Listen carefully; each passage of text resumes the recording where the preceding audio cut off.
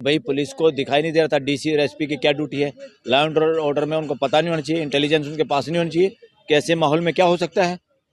और उस जज को इतनी अकल नहीं, जज को देखना नहीं चाहिए कि आप इस तरह के मामले में बिना दूसरे पक्ष को सुने और इमीडिएटली आप कहते जाओ सर्वे की टीम भेज दो और सर्वे करो। कौन से जज हैं ये? जज होने की नैतिकता निभा रहे हैं क्या? जज होने की बेसिक क्वालिटी है क्या ऐसे लोगों में? खाली जज होना, देश को आप ऐसे नहीं हाँक सकते। जुडिशरी भी देश को ऐसे नहीं हाँक सकती। बिना नेचुरल जस्टिस के दूसरे पक्ष को सुने बगैर, मेंटली तैयार किए बगैर आप ऐसे ऑर्डर कर दोगे और देश में अफरा तफरी होगी, पूरा देश में एक अफरा तफरी का माहौल। और फिर कहोगे लोगों ने पत्थर चला दिए। और लोगों की डेमोक्रेसी में पुलिस की गोली से मरना और लोगों को, अपने देश के लोगों को मारना, इससे बड़ा कलंक नहीं, इससे बड़ी गुंडागर्दी नहीं है।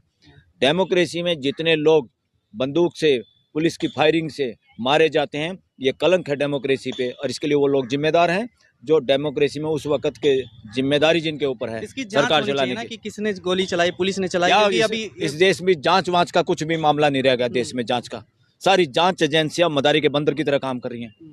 देश का विश्वास ही खत्म कर दिया इन लोगों ने, जांच एजेंसियों ने। यहाँ की सीबीआई को खुद सुप्रीम कोर्ट ने पिंजरे का तोता बता दिया, तो देश कैसे विश्वास करेगा? इनको अपने व्यवहार से विश्वास कराने की जिम्मेदारी सिस्टम की है, पुलिस की है, प्रशासन की है, जजों की है कि लोग हमारे ऊपर विश्वास करें। आप इस तरह के मामले में कैसे वो करेंगे? अगर आप इतनी छूट देंगे तो कितने मंदिरों के नीचे बौद्ध स्थान मिलेगा? तैयार होगा सर्वे कराने के लिए? हैं ये जज तैयार देश में सर्वे करने के लिए हर एप्लीकेशन पे? अगर आप मस्जिदों का सर्वे करवा सकते हो तो इस देश की जुडिशरी को तैयार रहना चाहिए। दुनिया भर के मुकदमे आने वाले हैं इस देश में। इसी अगर इस पैटर्न को आपने खुला छोड़ा तो, प्लेस ऑफ वर्सेस एक्ट की ऐसी की तैसी की, तो आप क्या करना चाह रहे हैं देश के अंदर?